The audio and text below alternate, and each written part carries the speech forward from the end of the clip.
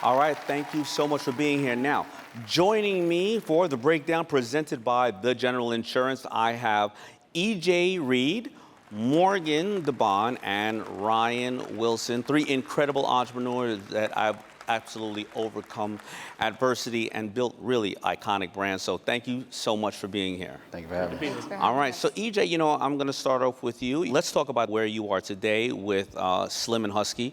You built it from the ground up and are working together to inspire and provide opportunities for the underserved youth. What's your hope for the younger generation when it comes to opportunity, business, and entrepreneurship? Yeah, so Slim and Huskies was a story of my two business partners and I. We're a fast casual pizza restaurant, pizza cinnamon rolls. My partners and I, we're old friends, right? We have known each other from high school through college. But one of the most important things we did was we trusted each other in our roles and we've held each other accountable. Our first location was in an area called North Nashville, which we affectionately call Out North. In that area, if you can imagine, it's the hood. It was a food desert. It was no, quality options around. There's no good, viable options for, young people to work. For us, it was about showing our community that you can put something in the community that highlights the best of who we are. I really like that. Now, we all know times are challenging, and your first debut with I'm not sure if it was your first company, but you were on Shark Tank. I was. That is challenging, right? You get through 40,000 applicants, you get up on stage, and in front of the world, people tell you no. How did you overcome that obstacle? I think the thing for us, one of the biggest things was, just the opportunity. We were in our 20s, late 20s, just learning how to be entrepreneurs, businessmen. Our first time making a pitch to that scale. And one thing we really took away from that was you can't control outcomes, right?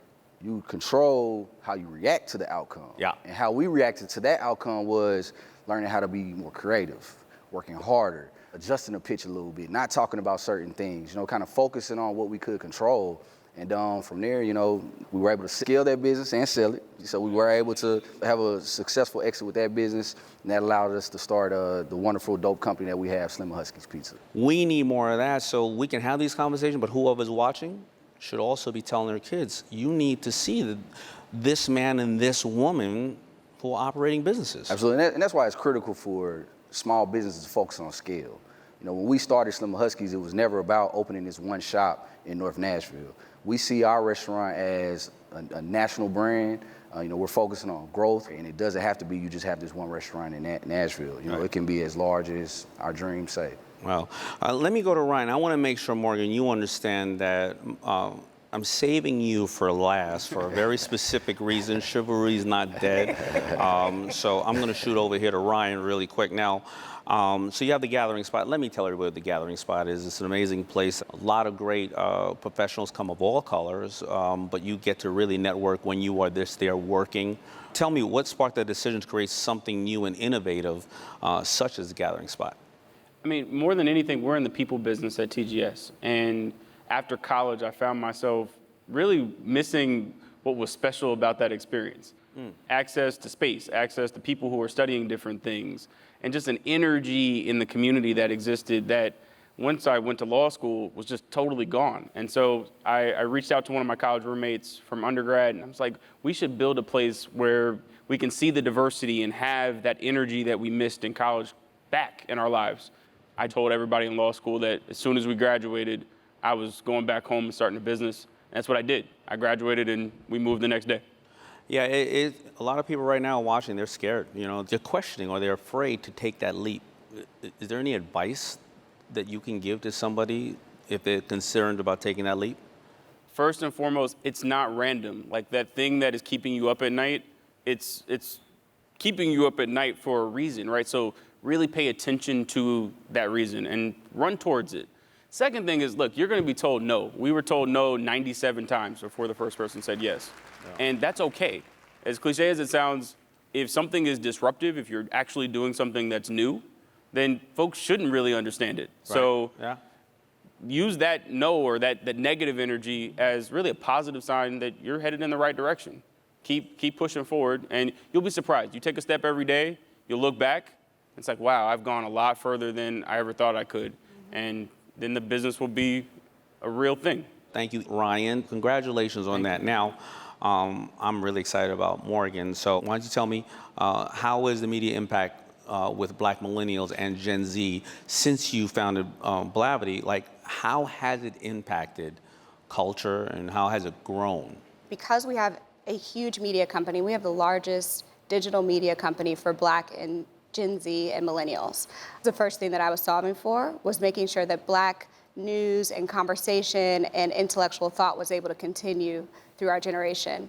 And then we started working with corporations on their advertising. And I said, uh-oh, there's a whole nother problem we need to fix, which is how do you create authentic marketing and advertising to a community that actually drives culture? So you're not speaking to us, you are speaking with us and actually listening more than you talk as brands.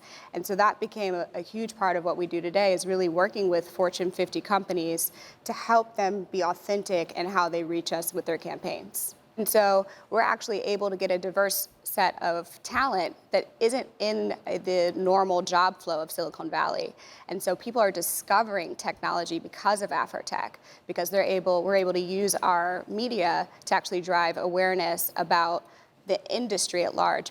Tell us the opportunity out there for these young brown boys and girls and white, where this technology, like, there's so much opportunity. Just really express that, because I don't think we can even put that in words. It is the biggest opportunity of the next generation.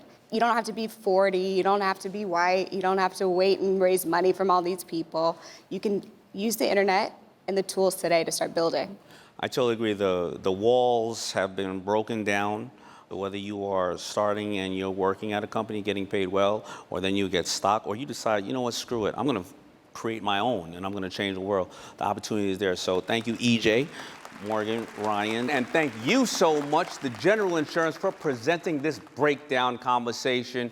It was great to break it all down together.